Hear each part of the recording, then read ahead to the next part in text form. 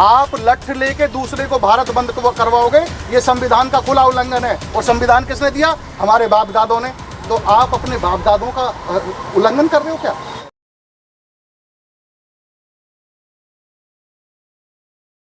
साथियों, जैसा कि आप सबकी जानकारी में होगा, हमें भी आप सबके द्वारा ही जानकारी मिल रही है कि आगामी 21 अगस्त को भारत बंद का आह्वान किया गया है। वो इस संदर्भ में है कि 1 अगस्त 2024 को जो माननीय सर्वोच्च न्यायालय द्वारा जो एक निर्णय आया है कि SC ST वर्ग में वर्गीकरण और क्रीमी लेयर का, इस संदर्भ में मेरा आप सभी से करबद्ध प्रार्थना है, करबद्ध निवेदन है कि ये जो आदेश आया है ये बिल्कुल असंवैधानिक है, बिल्कुल इलीगल है। ये इसके हम बिल्कुल विरोध करते हैं। नो डाउट, इसमें कोई शक नहीं है कि वो संविधान के विरुद्ध एक न्यायपालिका द्वारा एक सरकार ने ही एक निर्णय लाया गया है, जिससे समाज में एक विघटन की स्थिति पैदा हो रही है। अब बात आती है कि जो कुछ साथियों ने आगामी 21 तारीख को जो भारत बंद का आह्वान किया हुआ है, उसमें मेरा उन सभी साथियों से निवेदन है, मैं उन सब साथियों के जज्बात को, उन साथियों की चेतना को सैल्यूट करता हूं। साथ ही साथ उन सब से ये आग्रह भी करता हूं कि वो किसी भी तरह का असंवैधानिक कार्य ना करें, कोई तोड़ फोड़, किसी तरह की कोई मतलब इस एक अराजकता में इस बंद को ना करें। फिर कोशिश करें कि हम अगर किसी कोई अपनी बात कहनी है तो अपने साथियों के साथ जिला कलेक्टर के यहाँ जाएं और वहाँ पे जाके अपनी डिमांड रखें। डिमांड क्या रखें कि देश में जो सफाई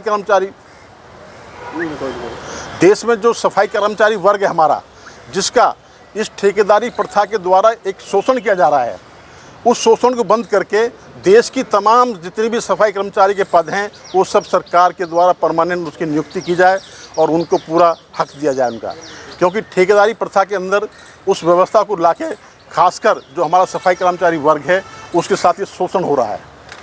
इस शोषण को रोकने के लिए वो जिला कलेक्टर को अपना ज्ञापन दें और सरकार को इसके लिए बाध्य करें कि इस तरफ कदम उठाए।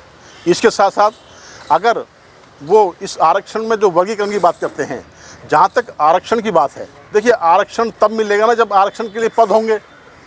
जब सरकार में पद ही नहीं होंगे तो आरक्षण का क्या लाभ है? इसलिए इस आंदोलन को उस तरफ भी ले जाएं कि जो भारत सरकार की जो पहले जो संवैधानिक संस्थाएं थी, जो सरकार के अंदर थी, सरकार के द्वारा संचालित थी, उन सब के अंदर जितने भी स्वीकृत उसमें पद थे, उन पदों को दोबारा पुनः राष्ट्रीयकरण करके उन पदों को सर्जित किया जाए। फिर आगे की आरक्षण की जो प्रक्रिया है उसको लागू किया जाए। अन्यथा इस प्रक्रिया में अगर समाज का युवा भ्रमित होगा, कोई किसी तरह का कोई इस बीच में समाज के बीच में कुछ असामाजिक तत्व बीच में आके कोई अराजकता का माहौल करेंगे तो उससे समाज में द्वेष होगा और उससे हमारा समाज कमज़ोर होगा। अगर हम सभी बाबा साहब अम्बेडकर के अनुयायी हैं, बाबा साहब को अपना आदर्श मानते हैं, बाबा साहब को अपना आइकॉन मानते हैं, तो बाबा साहब अम्बेडकर ने हमें SC ST दो भाइयों को एक किया है। तो हमारा जिम्मेदारी है कि हम एक ही रहें और उसको एक रह के ही हम अपना आंदोलन की, अपने संघर्ष को आगे बढ़ाएं। बालक राम जी, ऐसा तो नहीं है कि वाल्मीकि समाज ने कॉल ये दी है कि अगर चमार अगर भारत बंद करता है तो हम उनके विरोध में खड़े होंगे? उस डर से आप अपना निर्णय चेंज तो नहीं कर रहे?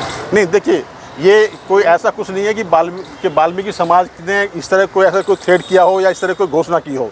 ऐसा वाल्मीकि समाज से कोई अभी नहीं हुआ है। आप गत वर्ष में देखेंगे, चाहे हाथरस का कांड हो, जहाँ भी वाल्मीकि समाज में किसी तरह का कोई शोषण होता है तो खासकर जो अम्बेडकर समाज है वो सबसे आगे खड़ा हुआ मिलता है उनके लिए, कहीं भी पीछे नहीं हटा है और आज भी साथ है, आगे भी साथ रहेगा। इसमें किसी तरह कोई द्वेष नहीं है, हम सब एक हैं। और आप देखेंगे कि गांव में अगर आपके साथ अगर जातीय शोषण होता है तो आपको कैसे संबोधन किया जाता है? पर्टिकुलर दोनों को एक किया के शोषण किया जाता है ना, तो हम एक ही हैं। तो इसलिए इसमें कोई शक नहीं है कि हम इसमें विघटन ना करें। तो क्या वाल्मीकि समाज को जो अभी तक बैकलॉग नहीं भरा गया है, जॉब नहीं दी गई है अभी तक सफाई कर्मियों की या और भी जो क्लास की होती हैं, उसके लिए आप क्यों नहीं फाइट कर रहे हैं गवर्नमेंट से? देखिए, हम लगातार इस बात को प्रयासरत हैं कि सरकार से हम इस तरफ संघर्ष की तरफ जाएं कि जो हमारा सफाई कर्मचारी वर्ग है उसमें विशेषकर हमारा वाल्मीकि समाज का भाई है वो ज़्यादा उसमें कार्यरत होता है। उनके साथ ठेकेदारी प्रथा ला के उनका शोषण किया जा रहा है, उनका जो हक है वो नहीं दिया जा रहा उनको। तो हम तो उसके लिए प्रयासरत हैं। हम तो कहते हैं अगर ये 21 तारीख को आंदोलन होता है तो इस आंदोलन में की मेन मांग यही होनी चाहिए कि पूरे देश के अंदर जितना भी सफाई कर्मचारी वर्ग है वो बिल्कुल रेगुलर हो और सरकार के द्वारा हो, किसी भी ठेकेदार के पद न हो। राम जी, जो समाज है, जो छोटा बड़े भाई का जो दर्जा दिया जाता है, वो कह रहे हैं हम 1960 से लड़ाई लड़ते आ रहे हैं। 2024 में अगर सुप्रीम कोर्ट ने ये निर्णय दे दिया है तो मेरे बड़े भाई क्यों ऐतराज़ कर रहे हैं? क्या आपको कोई ऐतराज़ है? नहीं, देखिए हमारा उस फैसले पर हमारा ऐतराज़ क्या है। उस फैसले पर हमारा ऐतराज़ ये है कि अगर आपको वर्गीकरण करना ही है तो जो सुप्रीम कोर्ट के जजेस हैं वो क्यों पीढ़ी दर पीढ़ी जज बने आ रहे हैं, आप उनका वर्गीकरण करिए। जो संसद में विधायिका में जो बैठे हुए हैं, मतलब पीढ़ी दर पीढ़ी चले आ रहे हैं, उनमें आप वर्गीकरण करिए। पहले तो वहाँ होना चाहिए ना। बड़ी मुश्किल से बाबा साहब अम्बेडकर के द्वारा बनाए हुए संविधान से ये समाज एकजुट हुआ है, तो इस समाज में दरार डालने की कोशिश ना करें सरकार और न्यायपालिका।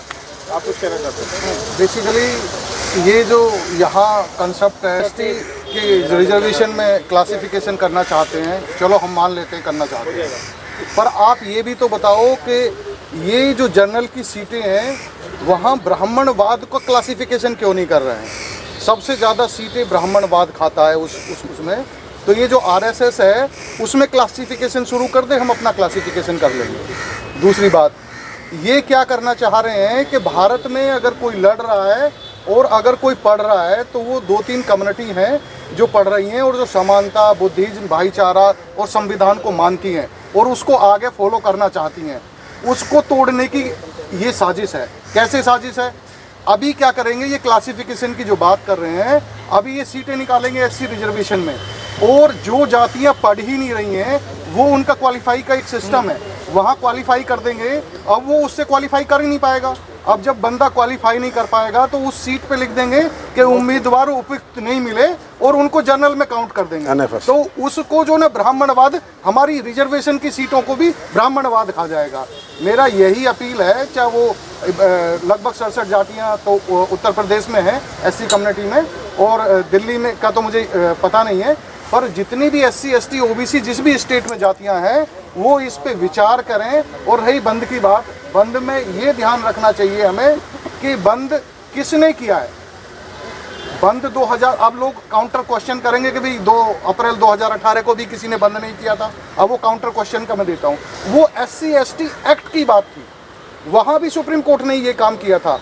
उनके उस सुप्रीम कोर्ट को पनिशमेंट करना चाहिए था उसी टाइम पे कि तुम्हें इतना बड़ा आंदोलन कर दिया, तेरे बच्चे शहीद हो गए पूरे देश में और देश को एक अराजक माहौल में कर दिया, तब कि उनके खिलाफ एक महाभियोग लाना चाहिए था। उस जज को जो सुप्रीम कोर्ट का उस टाइम पे था उसको पनिश करना चाहिए था। जो आज ये स्टेटमेंट आया, ये स्टेटमेंट ही नहीं आता, आज ये स्टेटमेंट दिलाया गया है। ये बीजेपी और ये जो बीजेपी और सुप्रीम कोर्ट है, ये बीजेपी सुप्रीम कोर्ट नहीं है, ये आरएसएस है। ये आरएसएस इन दोनों को चला रही है, ये हमें समझना होगा।